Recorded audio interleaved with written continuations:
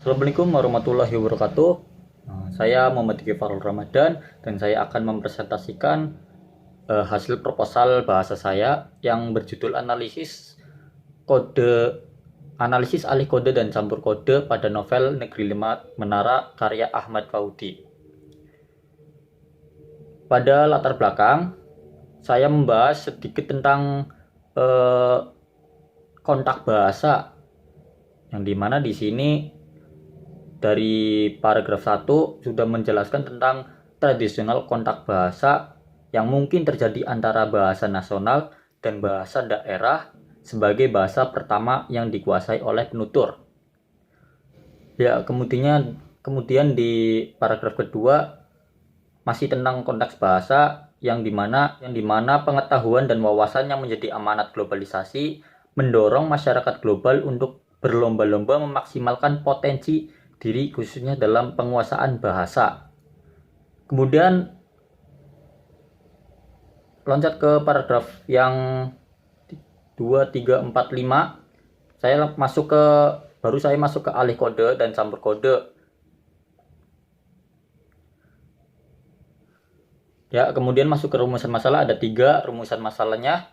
Yang pertama adalah bagaimanakah wujud alih kode dan campur kode pada novel Negeri Lima Menara. Kemudian yang kedua, apakah faktor-faktor yang menyebabkan terjadinya alih kode dan campur kode tersebut. Kemudian yang ketiga adalah apakah fungsi alih kode dan campur kode. Kemudian tujuan penelitian itu ada 3 juga. Yang pertama, mengekspresikan wujud alih kode dan campur kode, mendeskripsikan faktor-faktor yang menyebabkan terjadinya alih kode dan campur kode. Ya, tujuannya ya yang akan dituju pada rumusan masalah tersebut ya. Kemudian manfaat penelitiannya. Di sini manfaat teoritisnya adalah hasil penelitian ini diharapkan dapat menjadi sumbangan pengetahuan dan pemahaman dalam kajian sosiolinguistik, khususnya alih kode dan campur kode. Dan manfaat praktisnya ada bagi peneliti. Yang pertama, memperdalam pengetahuan peneliti tentang gejala alih kode dan campur kode sebagai salah satu wujud fenomena sosiolinguistik. Yang kedua, memperdalam pemahaman penelitian tentang fungsi alih kode dan faktor yang menyebabkan terjadinya alih kode dan campur kode. Kemudian yang bagi peneliti lain menjadi salah satu acuan bagi peneliti lain dalam pelaksanaan penelitian kebahasaan yang selanjutnya. Bagi pembaca, ada memperdalam pengetahuan pembaca dalam memahami berbagai gejala sosial kebahasaan yang terjadi dalam masyarakat, khususnya alih kode dan campur kode. Kemudian bagi pendidikan, yaitu menjadi salah satu bahan kajian dalam pembelajaran sosiolinguistik, khususnya alih kode dan campur kode. Masuk ke bab 2, yaitu tinjauan teoritis. Yang A adalah kajian teoritis.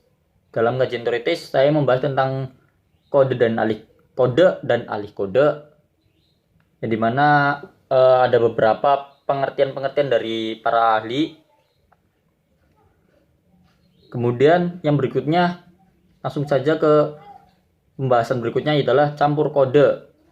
Dan sama juga ada beberapa pengertian dari para ahli juga. Kemudian yang C ada faktor-faktor pendorong terjadinya alih kode dan campur kode.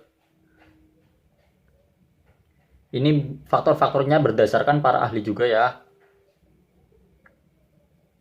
Dan yang terakhir ada fungsi alih kode dan campur kode.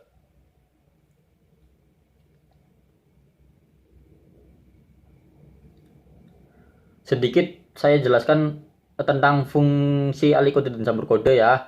Yang pertama, meningkatkan selera, artinya dapat meningkatkan minat pembaca atau pendengar untuk mengikuti apa yang disampaikan pengarang atau pembicara. Yang kedua, mempengaruhi atau meyakinkan pembaca atau pendengar artinya dapat membuat pembaca semakin yakin dan mantap terhadap apa yang disampaikan. Yang ketiga, menciptakan keadaan perasaan hati tertentu, artinya dapat membawa pembaca hanyut dalam suasana hati tertentu, seperti kesan baik dan buruk perasaan orang, atau tidak, atau senang atau benci dan sebagainya macam. Kemudian memperkuat efek terhadap gagasan, yakni dapat membuat pembaca terkesan dan gagasan yang disampaikan pengarang dalam karyanya. Masuk ke bab 3, ada metode penelitian. Metode penelitian seperti berikut. Ada bentuk dan strategi penelitiannya, yaitu ada analisis. Ini merupakan bentuk penelitian deskriptif kualitatif yang berusaha mendeskripsikan data secara sistematis, rinci, dan mendalam. Kemudian ada prosedur penelitiannya. Yang pertama ada tahap persiapan meliputi pengajuan judul, penyusunan, dan pengajian proposal. Tahap pelaksanaan meliputi pengumpulan data, analisis data, dan penarikan kesimpulan. Tahap akhir meliputi penyusunan laporan penelitian. Yang berikutnya ada sumber data, yang dimana arti Kunto menjelaskan sumber data adalah subjek dari mana data itu diperoleh.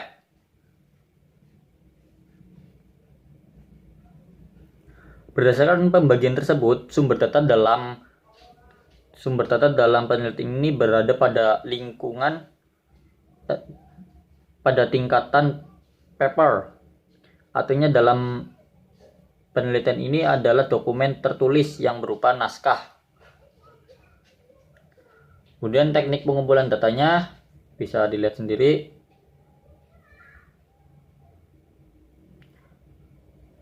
Teknik yang digunakan dalam penelitian ini adalah analisis dokumen. Kemudian teknik analisis datanya. Proses analisis data dalam penelitian ini dilakukan dengan menggunakan model analisis mengalir. Proses analisis dalam model ini terdiri atas reduksi data, sajian data, dan penarikan kesimpulan atau verifikasi selama pengumpulan data. Yang terakhir ada daftar isi. Ya, bisa dilihat sendiri seperti ini. Ya, seperti itu. Barangkali ada yang mau ditanyakan mungkin. Ya, saya mau bertanya Mas mengenai fungsi ada kode dan campur kode ya, terutama pada novel yang dikaji itu Negeri Lima Menara. Yang saya tanyakan itu fungsi ada kode dan campur kodenya itu apakah bisa diterapkan di anak-anak SMA? Mungkin dari anak-anak SMA-nya itu bisa mengerti bagaimana sih caranya menganalisis sebuah novel, terutama mengenai fungsi alih kode dan campur kodenya gitu Mas. Dan tingkat keberhasilannya itu kayaknya seberapa persen untuk menerapkan hal itu kepada anak-anak SMA, karena mungkin anak-anak SMA itu cenderung untuk berpikir lebih mendalam, maksudnya kayak mungkin bisa dibilang kayak mereka hanya mau mengerjakan sesuatu itu hanya yang mudah-mudah saja gitu Mas.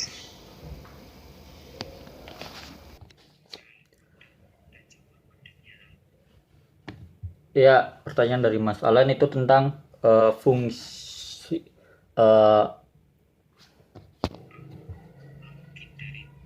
pertanyaan dari Mas Alan itu fungsi dari ahli kode dan campur kodenya apakah bisa diterapkan dalam pendidikan khususnya di SMA ya tadi ya.